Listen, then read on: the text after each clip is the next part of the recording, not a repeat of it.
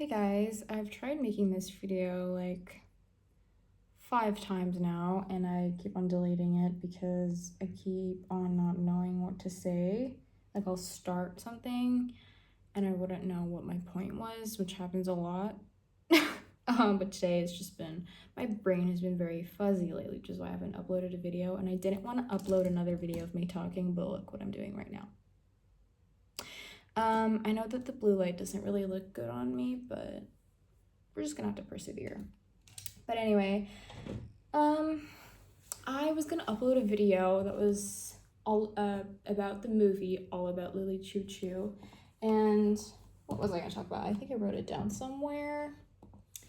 Yeah, it was gonna be about me talking about how destructive music, does destructive music turn you into the type of person the blue cat was in All About Lily Chou-Chou? If you've watched it, you know who the blue cat is. Does listening to very destructive music turn you into that type of person? Or does it not affect your personhood at all, whatever? And I kind of just wanted to answer that question for myself, because whenever I want to process my emotions and stuff like that, and I feel a lot of emotions all at once all the time, and it's very debilitating.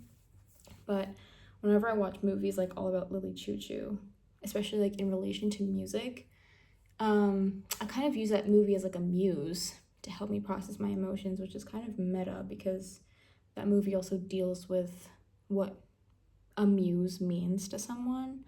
You don't physically see, spoiler alert, but you don't see Lily Chou-Chou at all in the movie. But she is a muse to the main character, to the, story, whatever. And that movie for me is my Lily Chou-Chou, if that makes sense. Anyway, so stupid. I wanted to make a video about that. It was just me processing what that means, and I just wanted, I wanted to edit it the way that Lily Chou-Chou is edited, how they do the typing thing and whatever, and I don't know, it was just a fun video that I wanted to work on, and I've started it. I'm still gonna upload it. I think I might upload it on the anniversary of when the film was released, which is somewhere in November 2001. So let's hope I get it done by then so we can upload it on the 13th year anniversary of it. 13th year? No.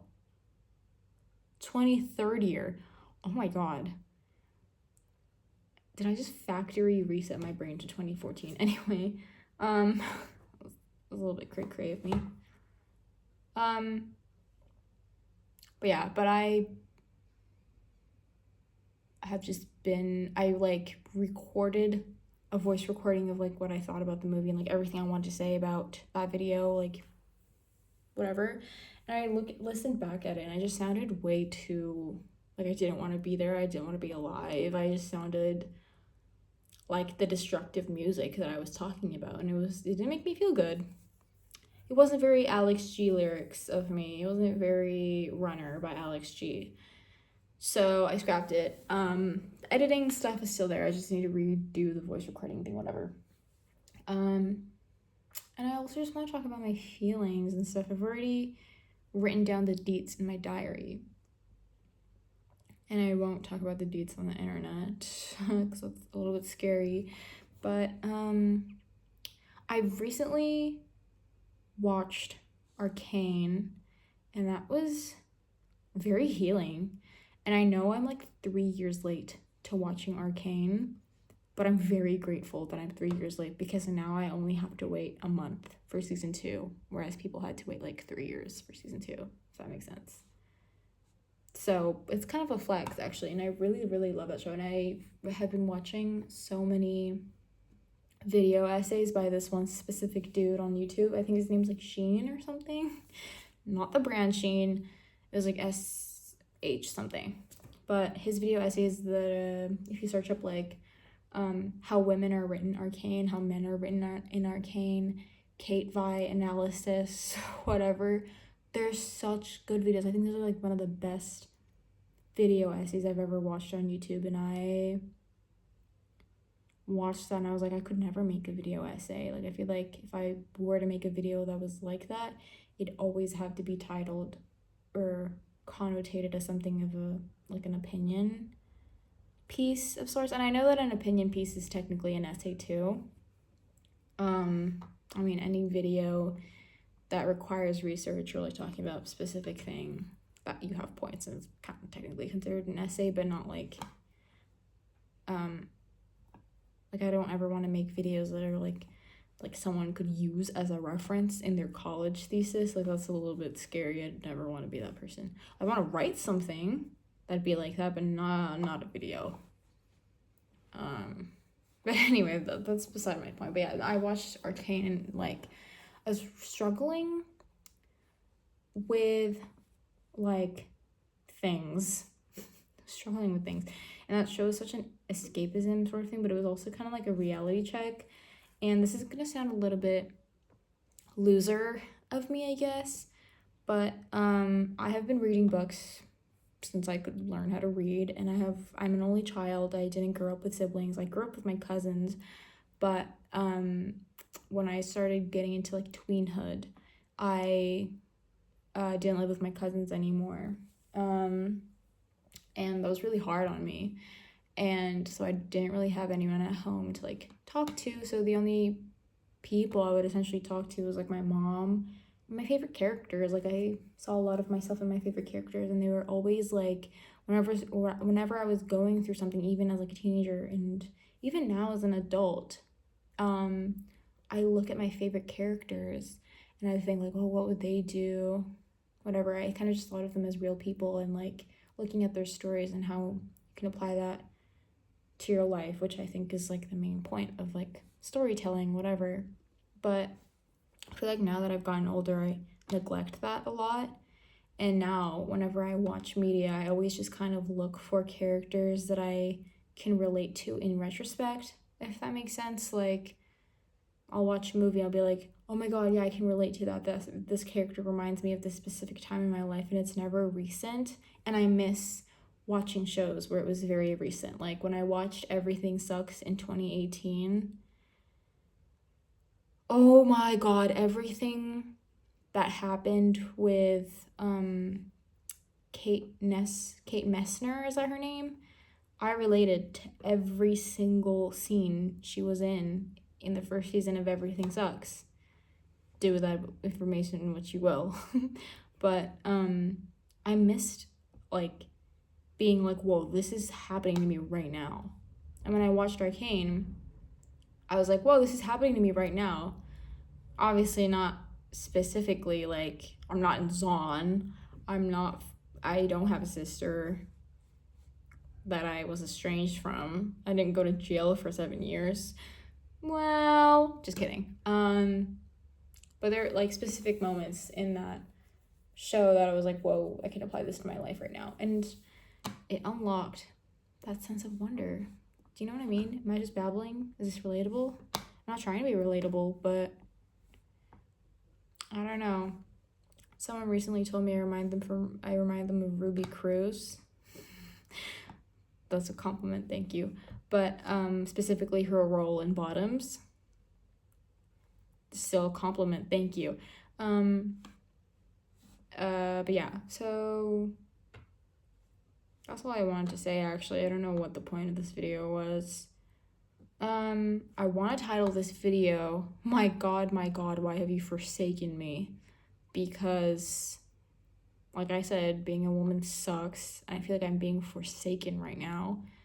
And I recently rewatched the Euphoria special episode with Jules, because I know that Hunter Schafer took complete creative control of that episode, which in my opinion makes it the only valid episode of Euphoria. It was beautifully written, and obviously Zendaya's Rue's special episode too, but like Jules's special episode, I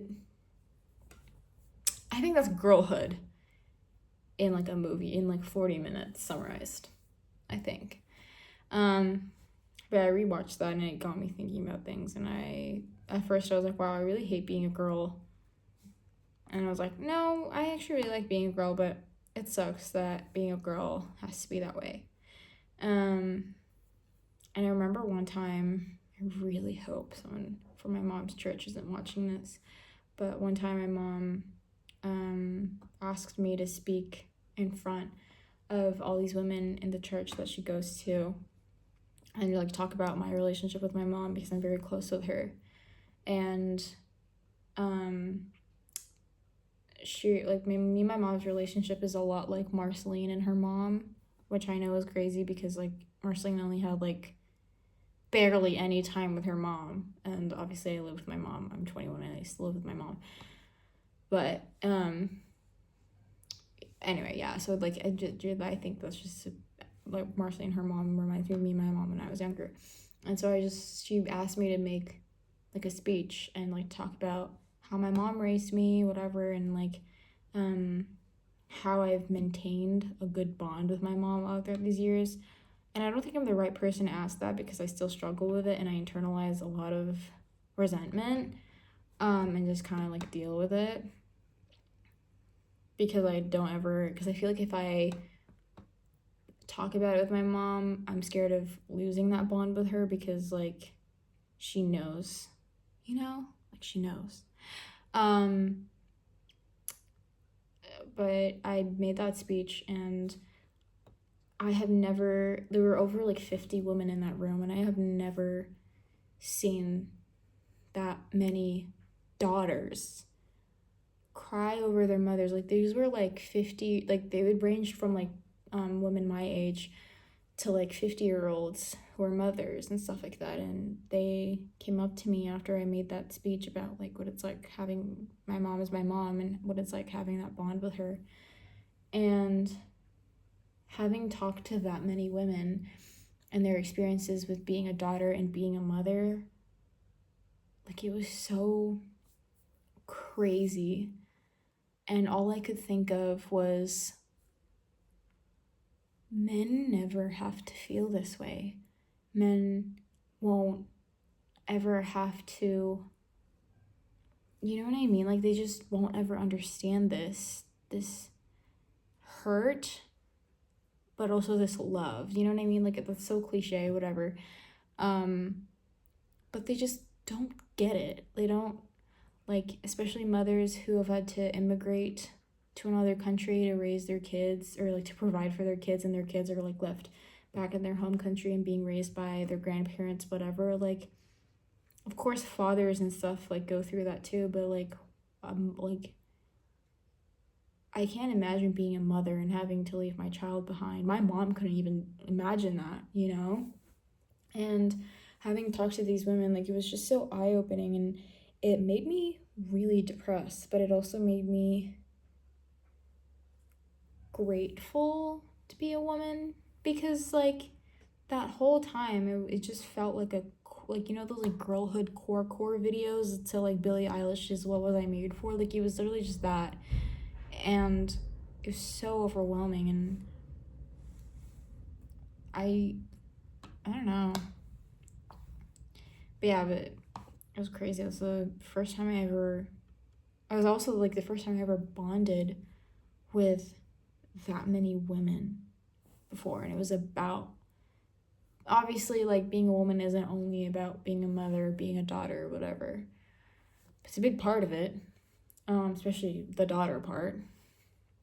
And I don't know, it was just like I don't think I will ever experience that again.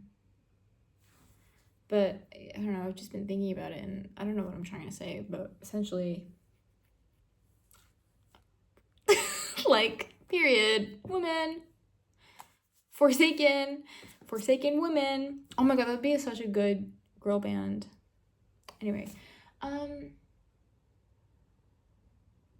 should probably end this video with something insightful other than just me yapping.